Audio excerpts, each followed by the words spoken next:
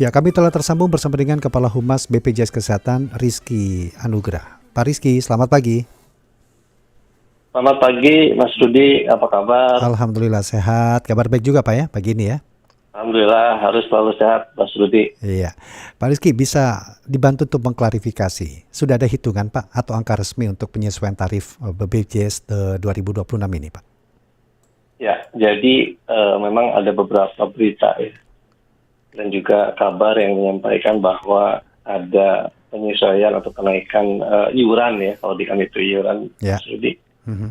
Jadi memang perlu kami sampaikan di sini, sampai dengan saat ini memang kita dari BPJS Kesehatan ini masih mengacu kepada aturan yang lama ya. Jadi belum ada kenaikan ataupun penyesuaian iuran gitu untuk kelas 1, kelas 2, kelas 3 gitu, dan juga iuran untuk bagi PBI juga gitu, belum ada untuk kenaikan iuran. Jadi masih mengacu kepada aturan yang lama sampai dengan saat ini. Jadi kalaupun misalnya ada ada isu kenaikan iuran sampai dengan saat ini masih dibahas gitu ya antar kementerian.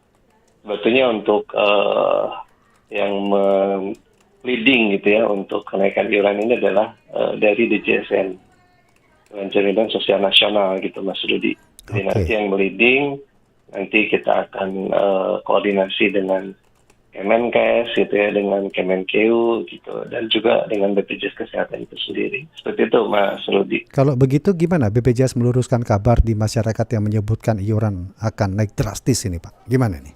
Ya, jadi memang seperti ini Mas Rudi ya. Jadi kalau penyesuaian itu kan sebetulnya keniscayaan ya, karena kita lihat sekarang di Indonesia untuk tarif rumah sakit juga ini sudah mengalami kenaikan ya Mas Rudi dari tahun 2023. Kemudian juga adanya inflasi, dan juga perlu kami sampaikan juga memang untuk penyesuaian iuran ini kan sebetulnya di dalam aturan itu harus ditinjau 2 tahun sekali ya. Sementara memang di tahun 2020 ini baru ada kenaikan gitu ya. Jadi sudah sekitar 6 tahun gitu ya, kita belum ada untuk iuran ini ada kenaikan ataupun penyesuaian, sehingga memang perlu kita hitung lagi gitu ya, kira-kira memang untuk iuran sekarang apakah masih mencukupi ataukah juga memang masih dalam hitungan aktuaria gitu. Perlu kita kita hitung kembali gitu ya. Tentunya ini tidak semata-mata hanya menaikkan iuran saja, kita melihat juga segala aspek gitu ya Mas Rudi, dari sisi kemampuan masyarakatnya juga, tentunya dari sisi kemampuan finansial dari pemerintah juga gitu ya, karena kan ini terkait dengan kenaikan iuran ini kan bisa kenaikan iuran hanya PBI saja ataukah memang untuk seluruh segmen gitu Mas Rudi. Oke. Kalau mengacu pada landasan atau aturan yang selama ini dipegang oleh BPJS ini Pak, indikator utama apa yang membuat BPJS merasa wah sudah saatnya nih untuk mengusulkan penyesuaian tarif kepada pemerintah? Ya, memang tadi ya disampaikan Mas Rudi, kita melihat sampai dengan saat ini kan kalau kita melihat dari sisi spending ya, pengeluaran dari BPJS itu sendiri kan defisit ya, Pak ya? tahun kemarin ini kita sekitar 190 triliun gitu ya. 190 triliun ini kita menghabiskan ataupun dari sisi spendingnya itu kita keluarkan gitu ya di 190 triliun. Ini kita bisa melihat kenaikan dari tahun 2024 kemarin gitu ya. 2024 kemarin untuk spendingnya untuk biaya pengeluaran biaya pelayanan itu 176 triliun gitu. Memang sangat signifikan ya Mas Rudi kalau kita lihat kan dari tahun ke tahun gitu ya. Dari tahun ke tahun kenaikan biaya pelayanan kesehatan juga semakin naik gitu ya. Kemudian juga mungkin dari biaya kebutuhannya itu sendiri, dari inflasi kesehatan sendiri itu sudah naik juga gitu ya. Kemudian juga biaya biaya lain-lain juga sudah naik, apalagi kita melihat ada biaya bahan bakar juga sudah naik gitu ya. Sehingga memang tadi ya kita harus melihat kembali, harus kita tinjau kembali, dan ini kan tadi sudah disampaikan juga sudah 6 tahun ini belum ada penyesuaian. Sehingga Artinya memang begini Pak Rizky, artinya Bapak ingin mengatakan bahwa kondisi finansial BPJS saat ini sedang sangat tidak baik-baik saja, begitu Pak?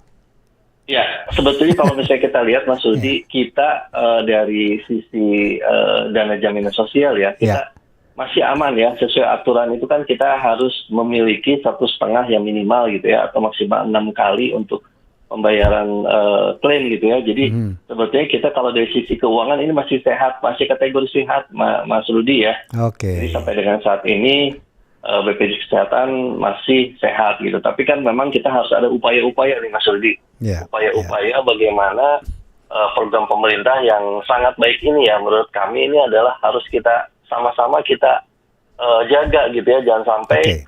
terjadi defisit dan juga nanti mempengaruhi kepada aspek-aspek lain gitu ya, pembayaran ke fasilitas kesehatan Ya. dan juga pelayanan kepada masyarakat dan juga pada peserta. Itu sebetulnya yang kita jaga Mas Didi. Jadi bukan kita menghitung dan memikirkan untuk penyesuaian iuran, tapi kita melihat lebih jauh lagi gitu Mas Didi. Masih sehat di tengah inflasi kesehatan dan juga masih tingginya tunggakan yang masih belum dibayarkan oleh peserta mandiri nih Pak. Ya, jadi memang tadi ya kita melakukan upaya-upaya tunggakan-tunggakan yang yang memang belum dibayarkan oleh peserta. Kita terus gitu ya untuk mengupayakan agar peserta-peserta yang menunggak bisa segera juga bisa membayarkan gitu ya, karena bukan untuk hanya kesinambungan itu sendiri, tapi untuk pesertanya nih Mas Rudi, karena banyak sekali kalau misalnya kita lihat peserta-peserta yang menunggak ketika mengakses gitu ya layanan kesehatan, ini menjadi permasalahan gitu ya. Oke. Nah, ini yang harus kita jaga sebetulnya, bukan hanya dari sisi finansialnya, tapi dari sisi aksesibilitas dari peserta itu sendiri untuk mengakses pelayanan. Tapi secara nalar kan agak sulit Pak ya. Mungkin bisa dibantu ini. Gimana BPJS menghitung biaya layanan, mempertahankan layanan kalau aturan iuran masih berpegang pada aturan yang lama. Sementara biaya medis di rumah sakit sudah naik. Tunggakan juga dikhawatirkan semakin meningkat. Gimana ini Pak? Iya, betul.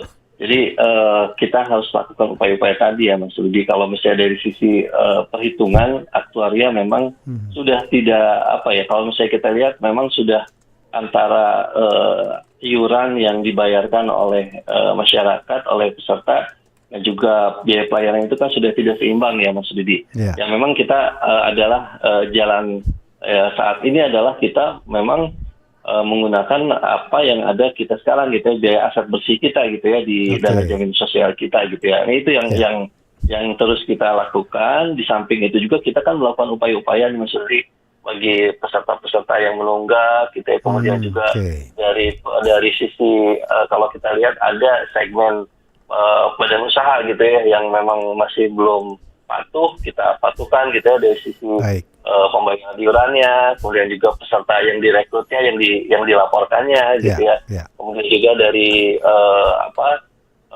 menunggak dari sisi peserta mandirinya juga kita harus juga upayakan gitu Mas Yudi. Tapi bagaimana BPJS menjamin apapun kondisinya pelayanan di rumah sakit tidak menurun Pak? Sampai mungkin ada perubahan aturan baru. Betul. Tentu saja Mas Rudi, kalau ini ya kita jaga sebagai kita sebagai untuk membayarkan iuran dan juga membayarkan biaya pelayanan gitu ya kepada fasilitas kesehatan. Tentunya kita harus menjaga kualitas nih Mas Rudi. Jadi bukan hanya pembayaran saja nih. Karena kita harus meyakinkan, harus juga kita berada di posisi peserta gitu ya, sehingga dari sisi pelayanan kita harus terjaga, mulai dari pelayanan kesehatan yang ada di fasilitas kesehatan tingkat pertama ya, yang ada di puskesmas, kemudian juga yang ada di klinik-klinik, sampai dengan rumah sakit kita terus jaga Mas Rudi ya. Kita ada janji layanan, kita terus kita kampanyekan nih janji layanan, bagaimana fasilitas-fasilitas kesehatan ini berjanji untuk melayani peserta JKN ini dengan sepenuh hati gitu ya, dengan aturan-aturan yang jelas, tidak diskriminasi. Kemudian juga kalau sering dengar Mas Sudidi ya 3 hari sudah dipulangkan, ini tentunya hanya oknum-oknum lah ya, oknum-oknum fasilitas Nah, itu kesehatan yang seringkali tentunya Pak terdengar di masyarakat. Benar nggak sih itu Pak? Masa 3 hari dipulangkan Pak? Gimana ini? betul. Secara aturan itu tidak ada Mas Rudi ya. Secara aturan itu tidak ada yang mengatur bahwa 1 hari atau 3 hari maksimal pasien JKN itu harus dipulangkan atau 5 hari, itu tidak ada di dalam aturan sekali lagi Mas Rudi. Itu hanya oknum-oknum saja. Tentunya hal-hal tersebut kita jaga juga nih. Kita kalau ada keluhan-keluhan seperti itu kita segera tindak lanjuti nih. Termasuk Segera untuk kita merujuk ke hubungi rumah sakit pihak lain rumah mungkin? sakitnya. Betul. Kalaupun memang di dalam keadaan tertentu memang tidak dapat dilayani atau tidak misalnya merujuk karena memang tidak ada prasarananya, itu memang wajar lah ya Mas Rudi. Tapi kalau misalnya merujuk karena memang ada ketidak tanggung jawab dari Vaskes, tentunya kita akan melakukan tindakan juga Mas Rudi ya.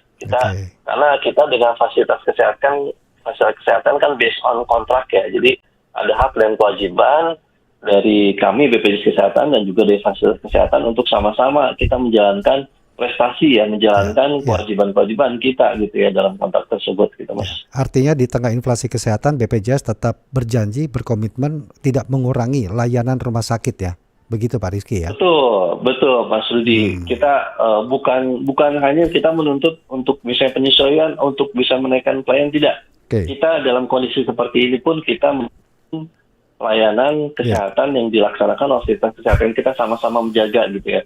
Sehingga memang di rumah sakit sendiri kita ada yang namanya BPJS Kesehatan yang membantu ya, BPJS 1. Kita bisa telepon kalau misalnya memang ada kendala-kendala yang ada di rumah sakit. Kemudian juga bisa juga menghubungi di Pandawa di WA ya. Di 08118165165165. Jadi kita selalu mengkampanyekan nih, karena jangan sampai ada masyarakat ini, mumpung saya berbicara di RRI ya Mas Rudi ya. Silakan Banyak sekali masyarakat itu yang tidak tahu gitu ya. Ini saya harus melaporkan ke kanal mana gitu ya. Saya harus melaporkan ke apa, sehingga memang ada miskomunikasi yang tidak tersampaikan kepada kami gitu ya. Jadi, sekali lagi Pak, hotline-nya bisa disampaikan? Hotline-nya tadi berapa Pak? Jadi kalau misalnya ada masalah bisa segera WA nih, karena sekarang ini tentunya sudah memakai banyak WA ya. Di 08118165 ini semua pelayanan ya, administrasi, kemudian juga ada keluhan bisa menyampaikan di WA gitu ya. Itu melalui WhatsApp di 08118165165165 atau ke care center gitu. Di care center itu di 165, atau kalau dari peserta kami atau masyarakat yang sudah mengunduh di mobile JKN, sebetulnya itu bisa langsung telepon di care center. Ini tidak memerlukan pulsa gitu ya, sudah langsung free bisa ya? gitu Mas Rudi ya, free gitu karena ada di VoIP yang jadi sudah ada include di mobile JKN. Jadi sebetulnya kemudahan-kemudahan itu yang perlu kita kampanyekan Mas Rudi, agar masyarakat ini tidak kehilangan informasi gitu Mas Rudi. Pak Rizky, balik lagi ke masalah penyesuaian tarif ini Pak ya. Ngomong-ngomong, masa iya Pak belum ada hitung-hitungan atau simulasi hitungan tarif baru, mungkin penyesuaian yang akan direncanakan atau bahkan mungkin sudah direncanakan ke Kementerian Keuangan? Ya, kalau hitung-hitungan pasti ya kita sudah lah ya, karena tadi kita harus 2 tahun sekali kan harus ditinjau, tapi tentunya hitungan-hitungan itu kan harus disesuaikan Mas Rudi, karena sampai dengan ketok palu, sampai dengan kita keputusan apakah perlu tidaknya untuk menyesuaikan iuran kan ini masih dalam hitungan, hanya lihat tidak hanya melihat beberapa aspek gitu ya. Tadi saya sampaikan perlu kita hati-hati melihat beberapa aspek kemampuan masyarakat, apalagi saat ini ya Mas Rudi ya. Kemudian juga dari sisi keuangan BPJS itu sendiri seperti apa, kekuatannya sampai kapan, sampai di mana gitu itu. Dan juga mungkin dari sisi untuk bantuan dari pemerintah juga gitu ya, apakah memang ini bisa disuntikkan dana atau dan sebagainya. Ini banyak sekali gitu ya aspek-aspek ya, dan masih banyak lain aspek-aspek lain yang menjadi pertimbangan apakah perlu tidaknya disesuaikan. Nah ini memang dinamis gitu ya Mas Rudi, tiap hari bisa berubah hitungannya gitu ya. Jadi kita pun tidak bisa menyampaikan berapa misalnya. Tapi begini Pak Rizky, beberapa aspek dan melihat kemampuan masyarakat. Artinya yang menjadi pertanyaan, bagaimana BPJS Kesehatan menempatkan prioritas untuk penyesuaian tarifnya Pak? Ya, tentunya kalau misalnya Kelompok menyesuaikan masyarakat tarif, mana ini? ya, PBI JKN betul. kah atau mandiri? Atau Ya, mungkin untuk kris kalau tadi kita gimana? lihat ya, kalau misalnya kita lihat prioritas yang manakah yang Ya, akan dinaikkan, tentunya ini tadi ya kembali lagi kita harus harus berbicara apakah misalnya kalau prioritasnya PBI JK, tentunya kan harus melihat dari kemampuan finansial dari pemerintah ya. APBN, Kalau ya. misalnya ya dari sisi APBN, apakah dari sisi kekuatannya apakah ada ataukah kuat untuk membiayai apabila ada kenaikan. Oke. Di sisi masyarakat mandiri gitu ya, apakah kuat untuk menaikkan iuran. Ya, namun memang perlu kita ketahui juga ya, Mas. Tentunya nanti ada hitungan-hitungan apakah kita bisa menaikkan PBI dulu gitu ya, karena dari sisi pemerintah kuat ataukah peserta mandiri dulu. Karena kalau misalnya kita lihat Mas Mas Rudi, dari sisi jumlah peserta yang terdaftar di program JKN ini kan paling besar itu adalah pertama PBI JK ya, Ya. 96,8 juta. Kemudian juga peserta mandiri yang didaftarkan oleh Pemda gitu ya, Pemda, sekitar 40 juta. Iya. Ini kan memang hampir 60% lah ya dari penduduk yang didaftarkan oleh oleh pemerintah gitu ya, baik itu pemerintah pusat dan pemerintah daerah. Ya, memang itu yang harus kita melihat apakah dari sisi kemampuan finansial itu pemerintah mampu untuk membiayai apabila ada kenaikan. Seperti itu Mas Rudi. Oke, sebagai penutup Pak, sekaligus menyampaikan untuk pendengar kami, pemirsa kami, artinya belum ada keputusan untuk penyesuaian tarif saat ini, tetapi perhitungannya itu sudah ada, tapi masih melihat beberapa aspek dan kemampuan masyarakat. Ya, dan kondisi darurat seperti apa yang bisa mempercepat keluarnya aturan iuran baru ini Pak? Gimana nih? Iya, kalau untuk mempercepat tentunya ya kita sama-sama menginginkan tetap untuk program JKN ini, program dari BPJS Kesehatan ini tetap ada gitu, karena memang sangat faedahnya sangat cukup banyak ya untuk masyarakat. Tentunya kalaupun misalnya ini memang sudah semua, karena kan di dalam undang-undang sendiri ada beberapa alternatif ya, apakah misalnya iurannya itu disesuaikan, tentunya ini menjadi pilihan yang selanjutnya tapi ada pilihan-pilihan gitu ya yang memang apakah disuntikan dari pemerintah ini masih bisa dilaksanakan.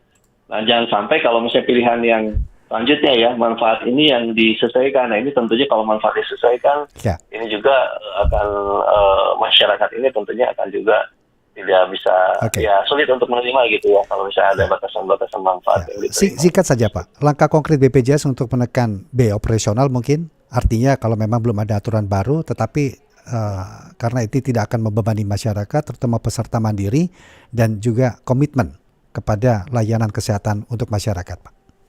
Ya, sekarang ini kita kan sudah mulai lagi promotif preventif ya Mas Rudi. Jadi kita bagaimana kita mengkampanyekan masyarakat ini jangan hanya melaksanakan dari sisi kuratif saja gitu ya.